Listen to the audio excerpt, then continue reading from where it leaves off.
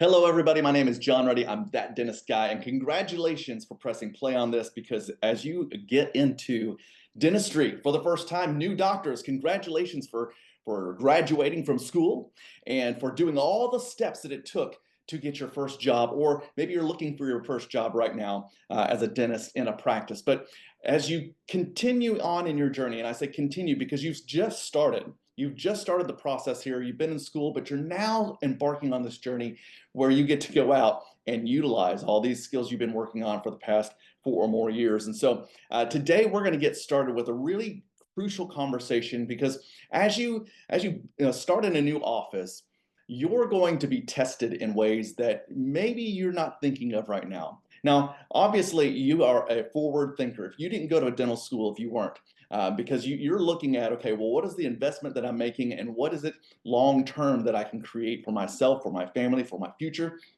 And I really want to camp on just the base, the foundation of how you're going to build your practice moving forward, whether you're buying a practice or whether you are an associate in a practice. And the first thing that we have to really acknowledge is that trust is 100% the most key component to gaining ground in dentistry. And so there's two books I want you to check out. All right.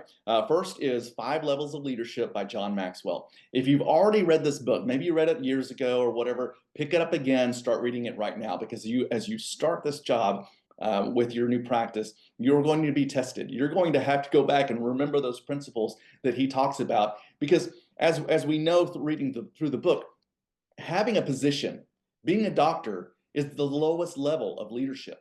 It's only that you have a title right now that gives you the right or even just the permission for you to be able to lead others. And so you really want to work next on that trust level. And he goes through all this beautifully. But the first thing that I inspire all my doctors or encourage all my doctors to do when they come into our practice is they want to build trust with the team and with the patients. And there's a lot that goes into it. So pick up that book. It's going to be a great resource for you. It's not a speed read. All right. So don't, I mean, if you can't stop, that's fine. But you want to utilize this. I read this book, I try to read it once a year. All right. Second thing is this, The Speed of Trust by Stephen Covey. All right. You want to pick up that as well. These are two excellent books for you to just grow the foundation of your new self as a doctor. All right. I know that when you came into dental school and as you perfected your skills throughout, and now as you're graduating and landing your first job, you have on your mind some dreams behind your eyes of things that you want to do. You want to create a quality of life for yourself and for your family that outdoes much of your peers in America and that sort of thing. And I commend you for it. You put a lot of time and effort. You've invested in your life so that you could do those things. Trust is just such a crucial component that will make everything easier. And if you stand on the foundation of trust, then whatever you build on top of that is going to be sturdy. If for some reason we overlook this small component, and it could seem like a small component, because maybe you're in an office right now where you're like, I'm not sure how long I'm going to be here.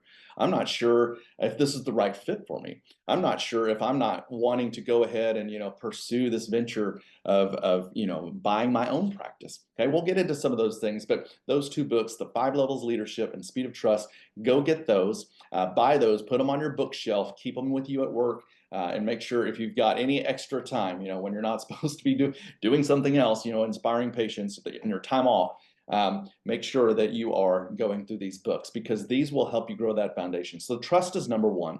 First thing when you get into a new practice, I think it's really important to gain that trust from the staff members.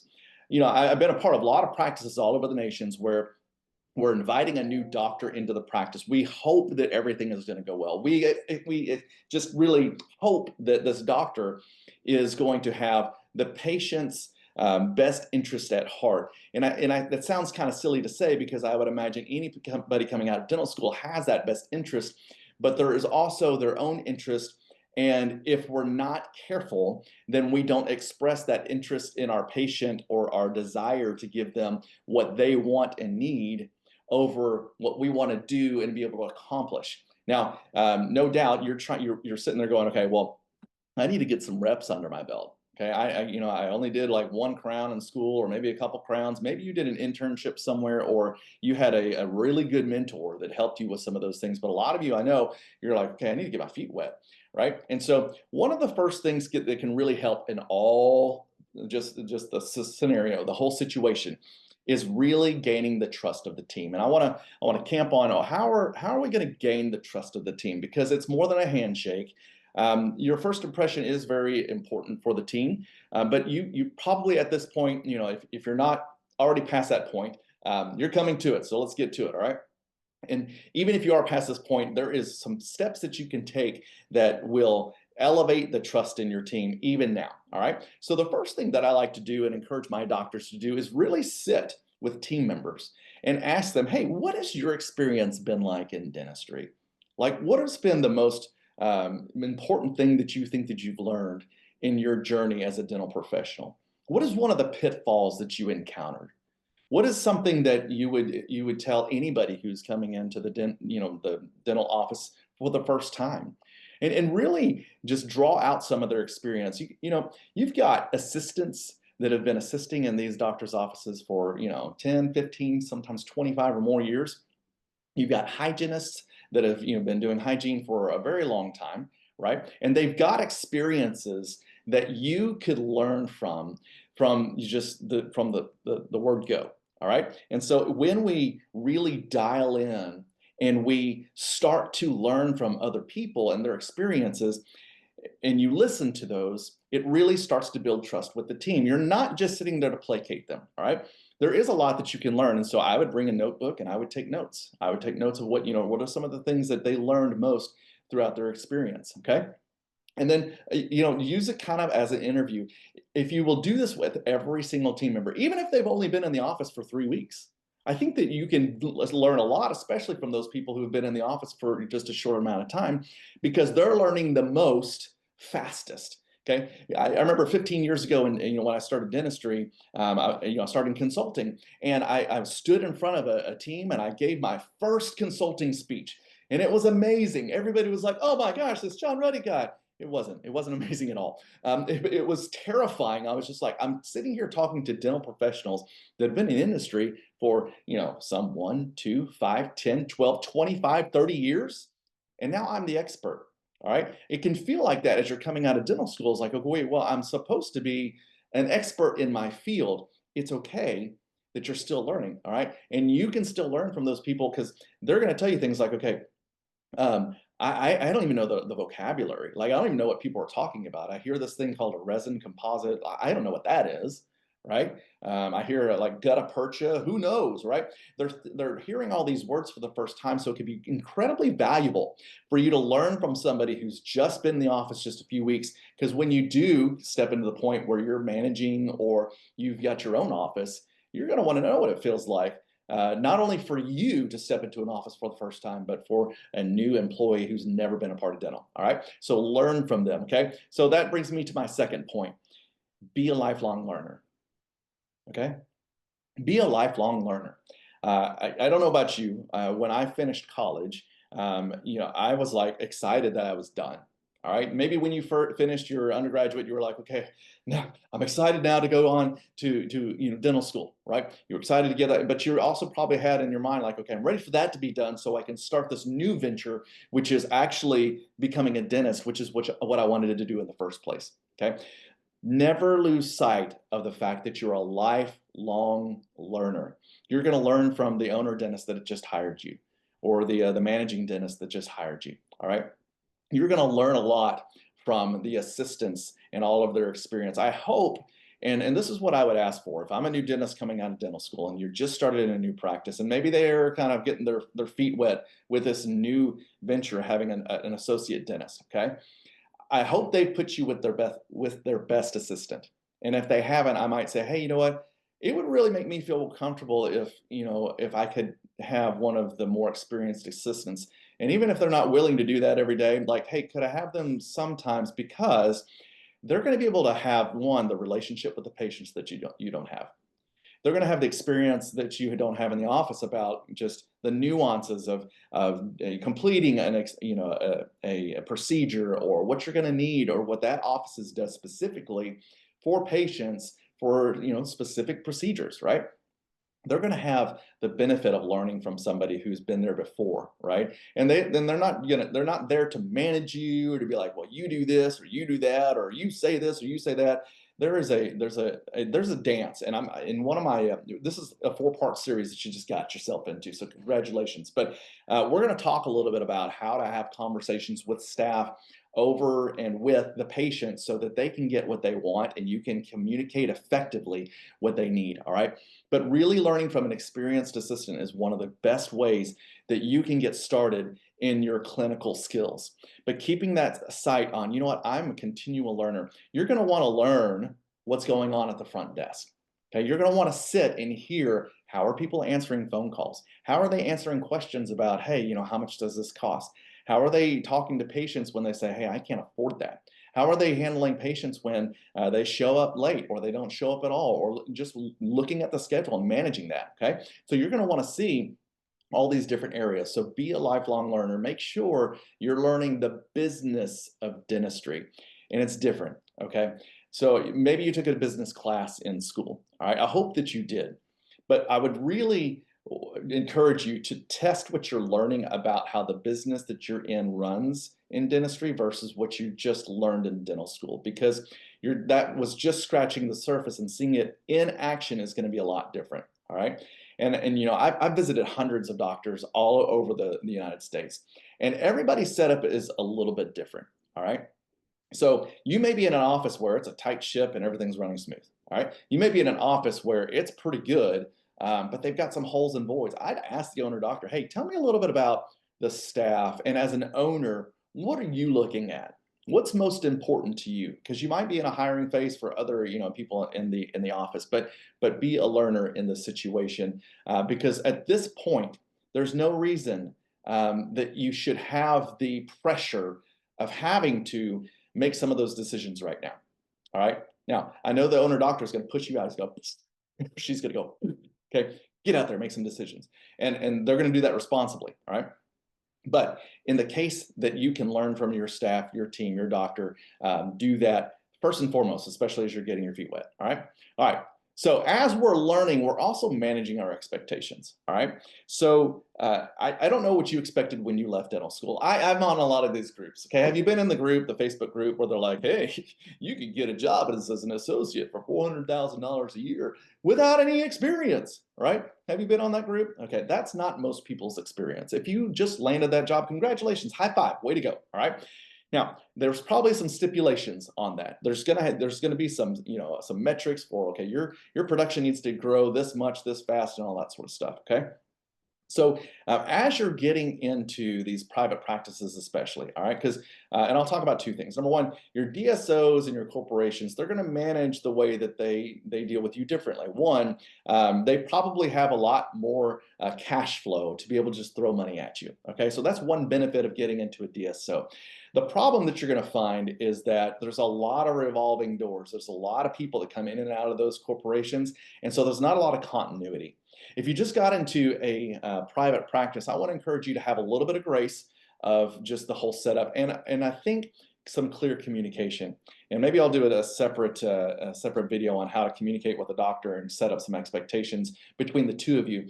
But as far as managing your expectation of what you're going to produce, okay, your productivity, I think it'd be really good for you to start with just scaling your goals. Maybe you have an idea in your head. It's like, you know what, I want to be producing because I get, let's just say, I'm just going to throw out a number. I get 25% of everything that I produce. Okay, whether you agree with the number or not, it's just an easy number, right? So if I produce, $10,000, okay, then that's going to be $2,500 in my, that goes to me, right? So whatever it is, I want you to manage your expectations. Most new doctors, okay, most new doctors are producing somewhere in the neighborhood of $800 to $1,500 a day.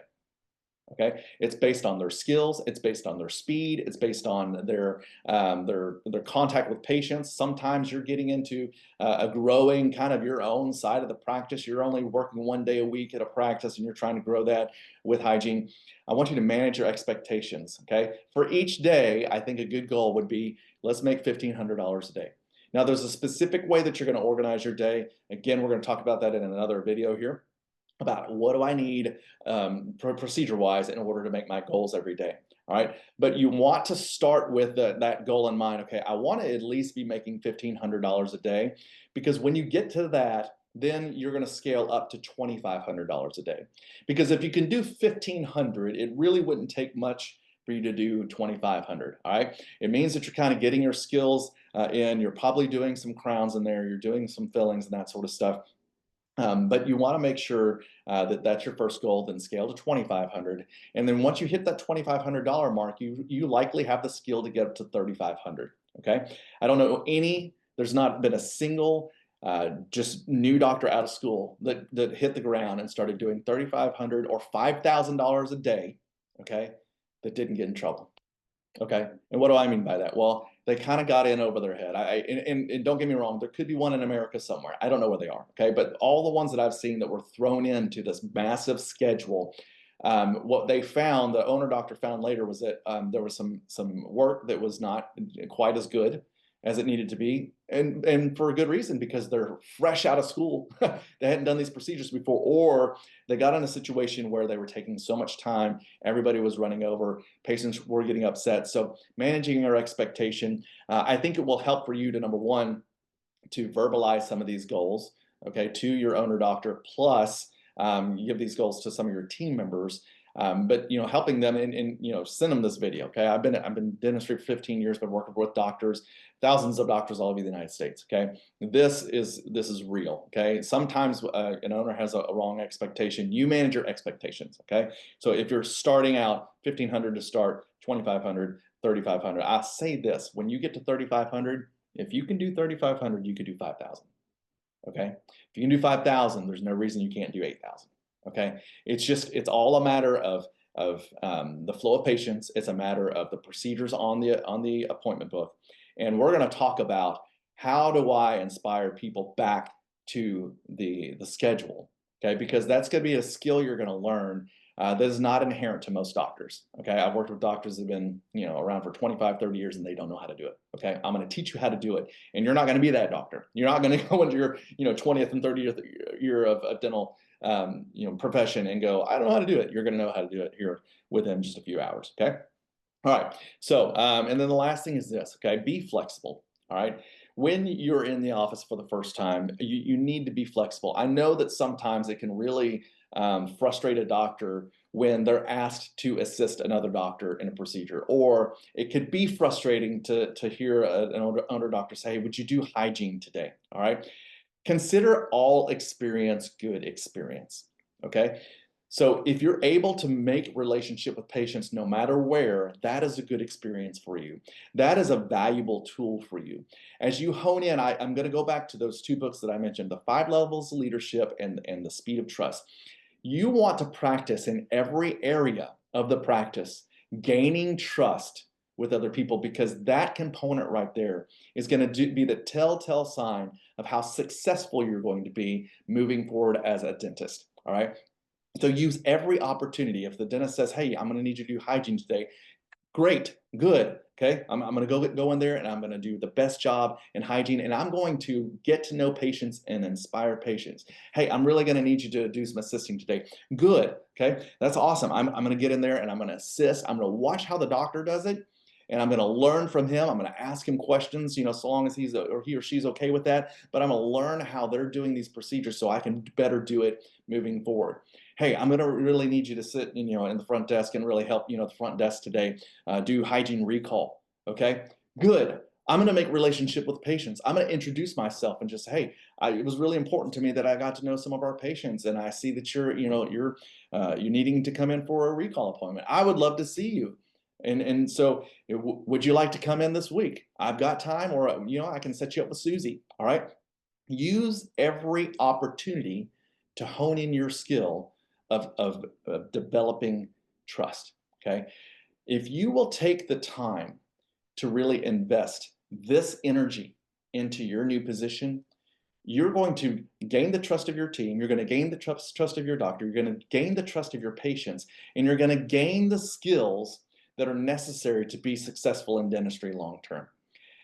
If you've seen other dentists and you're seeing what they're doing, or you know other dentists and they haven't done this, I guarantee you at some point it all comes back to this. Every dentist I've ever consulted with that has had either a struggling practice or a practice that needs a lot of help, it's been this right here, these areas right here. Now, they may not have had to go back and learn everything from scratch, but it's the skill of developing trust. So just embark on this journey with me. Stay tuned. We've got 3 more sessions of this, all right? So hopefully you already signed up for the complete course. This is just session number 1. My name is John Ruddy. I'm that dentist guy. I'm here for your good. And I'll leave you with this. There's a video on YouTube, or maybe I think it's on Reels. Okay, I've seen it in a couple different places. There's a Navy SEAL. All right, and believe his last name is Jacko. Okay, and so look it up. They do a really good job. He's written books. He does podcasts and stuff like that.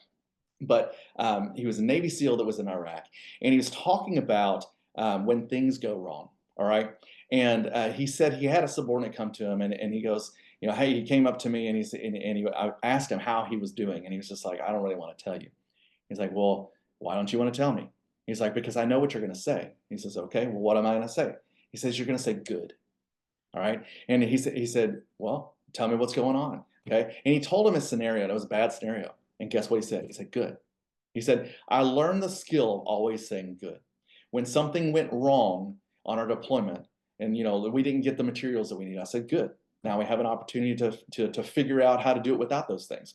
Or we didn't get to have that specific deployment, like it was canceled. Good. We're going to have time to prepare for the next one. You go watch the video, but you will see the attitude that he comes out of this, and it would be really good for you as a leader, okay?